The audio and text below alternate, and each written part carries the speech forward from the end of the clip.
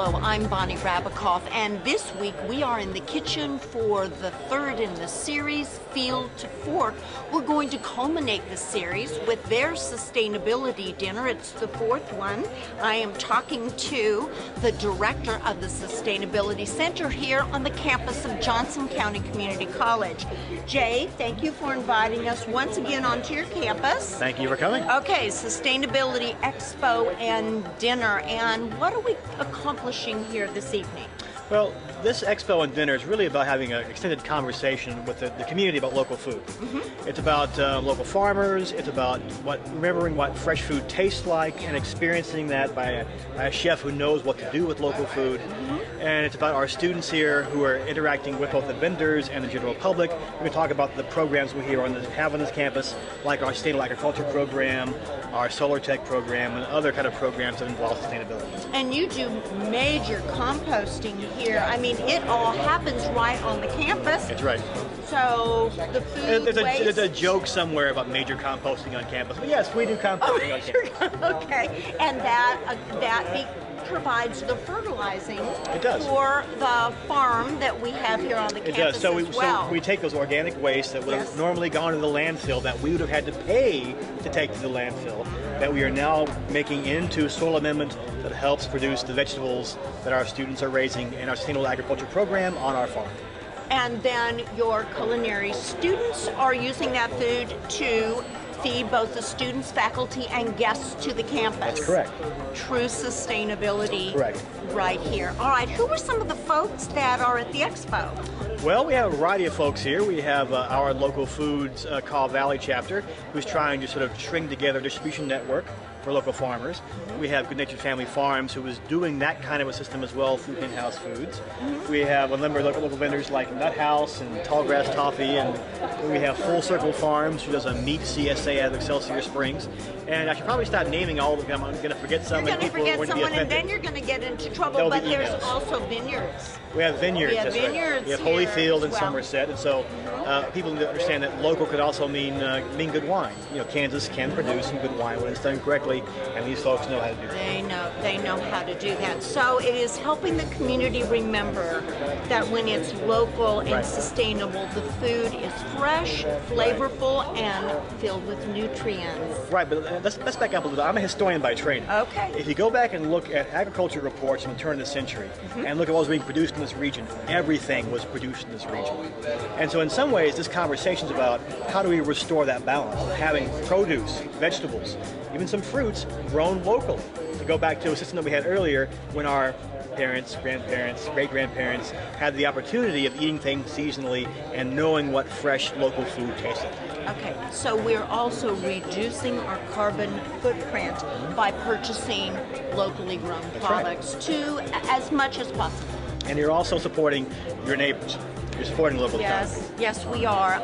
I think that Johnson County Community College is doing a tremendous job, not only in providing service to the community, but also academic.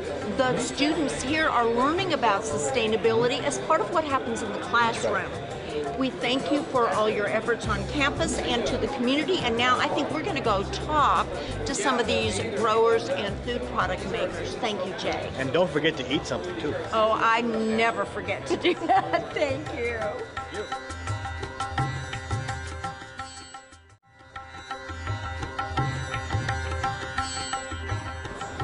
We continue visiting with members of the 4th Annual Sustainability Expo and Dinner here on the campus of Johnson County Community College. And with me now is Otavio Silva I practiced your name. You did wonderful, honey. With Good Natured Family Farms. Tell us about what that is. That's right. I'm the Director of Sustainability for Good Natured Family Farm. That is an alliance of 150, 160 local family farms from within 200 miles from Kansas City. Okay. And we primarily produce the wide range of products, from produce to milk, honey, cheese, and beef, and bison, and chicken, to sell at the hen house markets and Ball's Price Choppers. But we also recently just opened a local market in a vulnerable community at the Ivanhoe neighborhood. That is a local market at the World Harvest Ministry. That's kind of trying to fill the gap that in the food desert. Yes, because sometimes as you get closer to the middle of the city, the fresh foods aren't as readily available as further out into the suburban areas. So you've just begun doing that. That's correct. So you go to the food makers, the product makers, the growers, and you help organize them to help distribute local food makers to the city of Kansas City and surrounding areas? That's correct. The alliance provides to them, and that is what I'm very involved on, is the Good Agricultural Practice and Good Handling Procedures certification. Good food means green, fair, healthy, and affordable. And that is one thing what you just mentioned about the food desert. It doesn't have access to fresh produce. It's not only the lack of availability, the access to that, because sometimes transportation is an issue, the distance and so on, but also the affordability portion. Because sometimes you might have, let's say in a urban core supermarket, but people cannot afford to shop there. Right, and so what you're doing is making the local, fresh, sustainable foods accessible to many members of the community. We want to thank you for that effort, the care you're taking to help these growers be sustainable and making it accessible to members of the city. Thank you. You're very welcome. We continue our visit here at the 4th Annual Sustainability Expo and Dinner with Chef Mark Allen, who is president of the Kansas City Kansas City Food Artisans. President and founder. I found it. You found it? You found it. Tell us what that organization's about.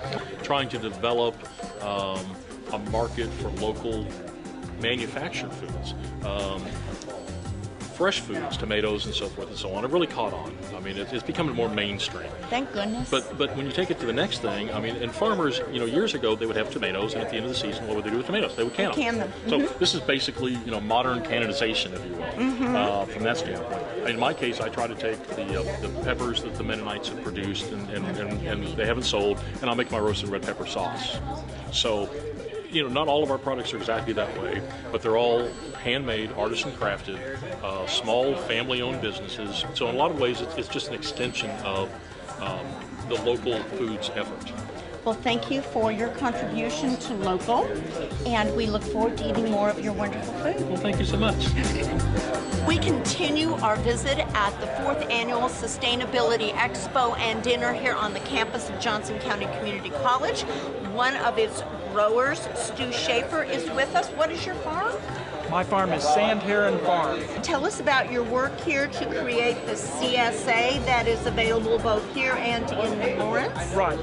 The CSA is Rolling Prairie Farmers Alliance. It's a cooperative CSA of 6 farms. It's actually been in existence longer than our sustainable agriculture program. But when we started delivering to the site on campus here, and the student farm developed, it was a nice way for the students to get experience working with the CSA. So do some of the students have internships on your farms? Do you have that relation? Oh, yes, we do have that. Yeah, so I have some of the students in the program will do part of their practicum hours on my farm. On your farm. Right. All right, so each week, Wednesdays, on the campus of Johnson County Community College, you are bringing produce. Right. Freshly picked produce. Yep. And so what might a typical package of produce look like for a family? Well, if you came to pick up your produce this week, you would have had several choices, but you would have probably ended up with some tomatoes. Yes. We have one farmer who grows mushrooms and also does some processed mushrooms, so you may have gotten a mushroom pate or fresh mushrooms. You could have had a bag of potatoes. We had edamame soybeans this week. We had typically what's in season at this time of year. We still have some summer squash, we have cucumbers, a variety of produce in a box or a bag that the customer would have at the end, 7 or 8 items that are all fresh in this season.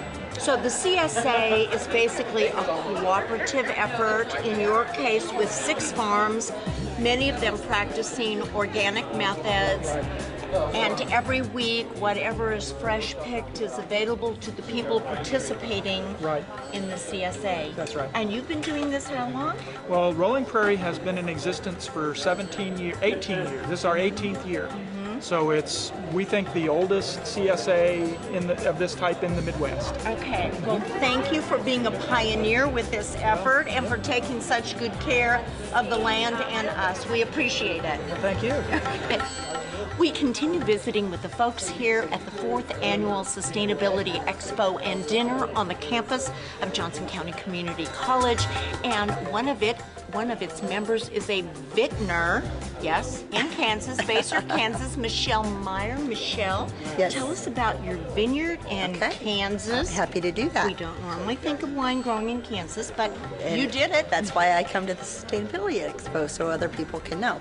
I'm from Holyfield Vineyard and Winery in Basehor, Kansas, and I started the vineyard there in 1986 and opened the winery in 1994. And all of my wines are an estate product made from grapes that we grow.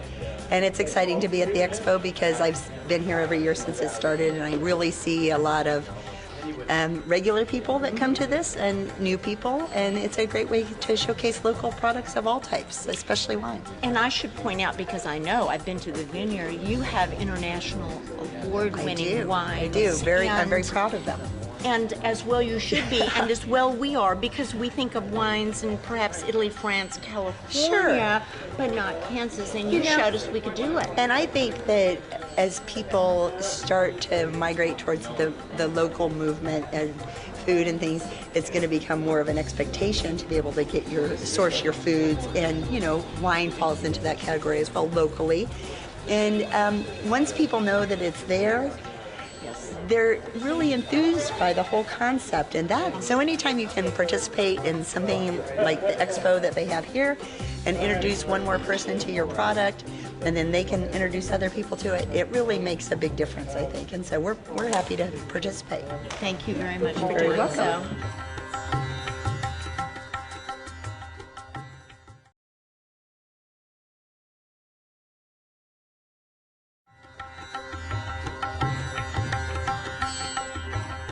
We've been behind the scenes in the preparation and putting together for the 4th Annual Sustainability Expo and Dinner here on the campus of Johnson County Community College. And we're now going to take a look at the finished product. Chef, what are we serving at the dinner? Well, tonight we're serving a Campo Lindo half a chicken breast with a sweet potato chipotle puree, braised Swiss chard, and a potato cake. And then I also wrapped pepper maple bacon with Colby cheese. All right, and of note, all of the products here on this plate are from local sustainable, farm making practices. And what would you recommend to drink with this signature dish? Well, we went out in August to Somerset Ridge, and I paired all the wines with the different courses so that they would accent the flavors. And for this, this is a lovely wine. It's a Cabernet Franc Reserve. It's one of their award-winning wines that they make out at Somerset Ridge. Okay, so local wine, local dinner. Again, all of the recipes are up on the website. Thank you once again for inviting us into your kitchen and for taking such good care of the earth and our palates. My pleasure.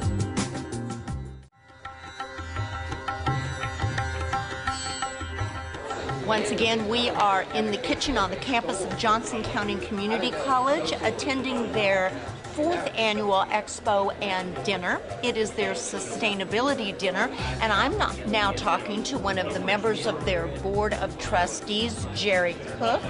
Jerry, thank you for supporting such a worthwhile organization and institution. We appreciate your efforts here. Now, you're attending this expo. What's special about it to you? Well, thank you for having me. And this is one event of many special events that happen at the college. Obviously, the sustainability dinner is a culmination of a day's activity today with an expo. And what's really exciting about the expo is that we have several vendors here, several people who are not only displaying their product as it relates to the environment and sustainability, but these people are extremely passionate about what they do. And so whether it's a fertilizer, whether it's a soil conditioner, whether it's a food product, there's something special about all of them. And that excites those of us on the Board of Trustees because we believe Johnson County Community College is also very special in many of its programs.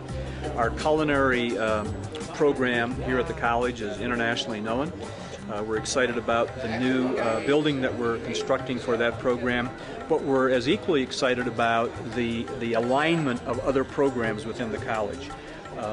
The egg program, sustainability. These students are involved in growing produce that the Culinary Center will use, and so it's this natural product that we're very excited about in the teaming effort. And all of these vendors from around the neighborhood that believe, again, so passionately in what they do for better food, better health, better living. Okay, so the reaction to the food that you eat here every year, all locally grown, provided by these very vendors, and is it fabulous? Well, it's a major problem for me, as you can tell, because it's hard to put it down, and it is all natural. And but I'm with the Convention and Visitors Bureau, so I'm in the food and beverage business a lot with groups that come to town. So it's hard to turn another helping away. It's hard to turn a certain dish away. And like last year, I'm looking very much forward to the dinner tonight. Okay, well, thank you for the time you give and the support you provide for JUCO and our community. Well, thank you for your interest and helping to promote and support very important programs like this. Thank you very much. Thank you.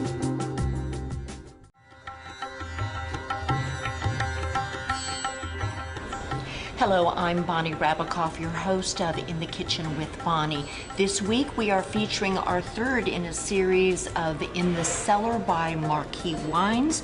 We are in the wine room at the Gaslight Grill with one of the owners of Marquee, Chris Cribb. Chris, thank you for inviting us to your cellar. This week we're going to look at the wines of Spain, but Chris, before we do that, let's talk a little bit about the concept for Marquee Selections, how it was founded, what your philosophy is for what you do. Sure. Marquee Selections is about getting ready to be a 10-year-old company, and we are focused on having green, sustainable, organic wineries in our portfolio. And in finding those, what we've also put out as our mandate is to find ones that have a great value for the price. So what we've got is a global portfolio that comes from a lot of different countries, and each of those countries we found one specific producer to work with. We started down in Australia back in 2003 and developed from there to a number of other regions, including Spain, which we get to talk about today. Which we get to talk about today. Okay, so why the Yecla region in Spain and why this particular bodega? Sure. Well, Spain is a fairly big country in terms of winemaking. It's really right up there with France in terms of you can make wine almost anywhere in Spain, just like you can about anywhere in France. And where we went is down in the southwest. So you go down to the very bottom of Spain and kind of towards the higher plains, kind of a drier area. And the reason we went down to that region is because of one grape, Monastrell. Okay. We have been experimenting with Monastrell and have done Monastrell blends from our Australian wineries for years. And we really just like the portfolio, or like the grape, and we like to focus in on how it could be used. And the region in Yecla and Bodegas La Purísima really that's their star. So this is their star. Yes. Okay, and so what do we have here? So what we have, this is Trapillo. Yes. So Bodegas La Purísima is is a cooperative that was formed in 1946, so right after the war, and the winemakers there bring all of their old vines or their products to the winery, and this is specifically a group of wines that were ungrafted.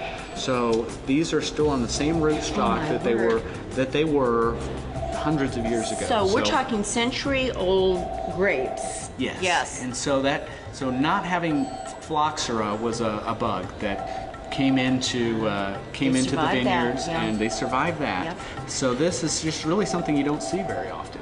So they make only a couple thousand cases of this per year, and it is aged in oak barrels for about 18 months to really, they take a big hefty red wine and kind of smooth the edges off of it with that oak aging. So what's the flavor profile? Flavor How would you profile describe it? is deep, dark cherries.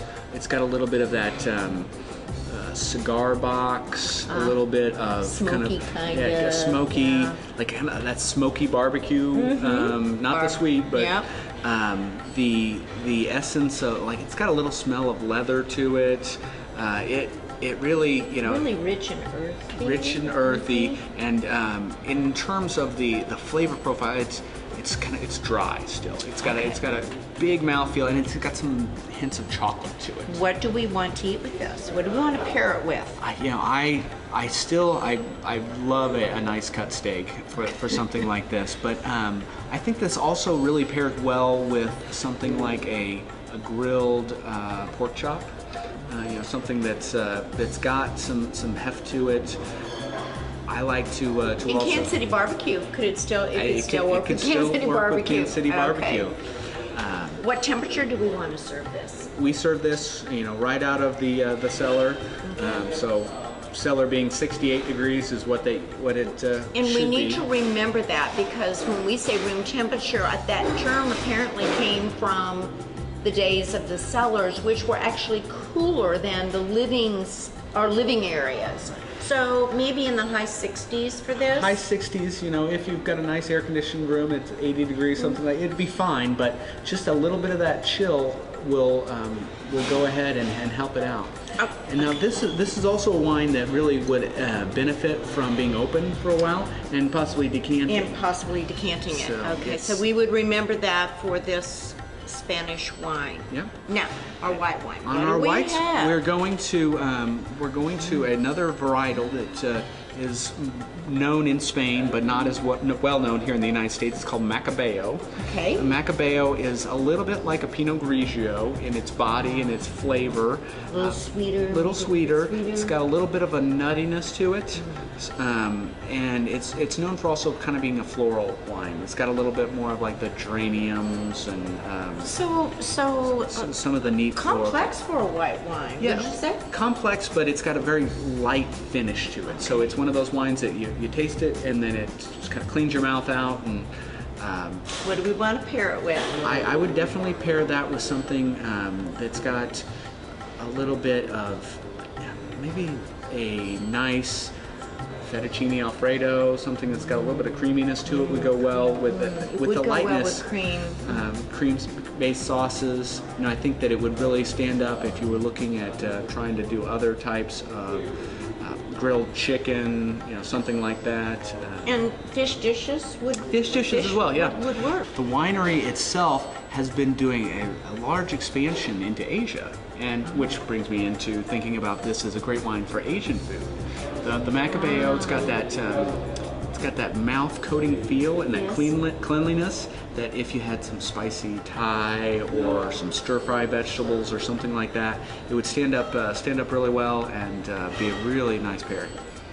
So, Wine Spectator, you've taken a great deal of care with your selections, and here Wine Spectator has come up and said, in the last 5 years, there haven't been any wines that have had higher ratings and better values than Marquis Selections. How did you earn that distinction?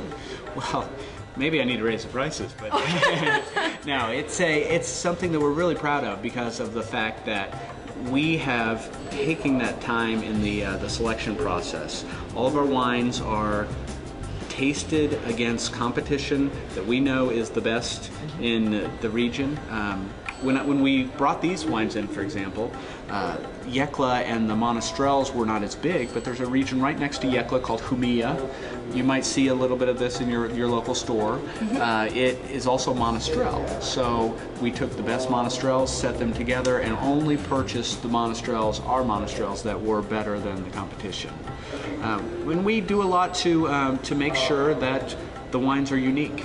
That when you talk about Macabeo, there's really not thousands of competition. So I think the wine writers from Wine Spectator, Robert Parker, Wine and Spirits Magazine that have looked at our portfolio really get that we're trying to find something that's different. I think what is exciting about the marquee selections is that when you're entertaining at home, especially for people who have a sense or appreciation of wine, that you're going to really provide an experience that they're not going to find at every dinner party that they go to. So how do we learn about where to find marquee wines and purchase them? Sure. Well, to be the star at your next dinner party, you need to learn and check out these two wines, for example, a part of our whole global portfolio. We're available, you can find all the information about all the rest of the wines at www.marquee.com. And that's MARQUEE.com. EE.com. You can give us a ring if you want to find out more information at our toll-free 888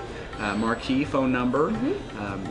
Send us an email at info@marquee, and on our website we've got a little section that's devoted to retailers and restaurants in your area. So if you want to go out there, you can kind of see where these wines are available. Okay, well, Chris, thank you. We love being in the cellar with you. Please stay tuned next week where we visit and learn more about the wines of Australia.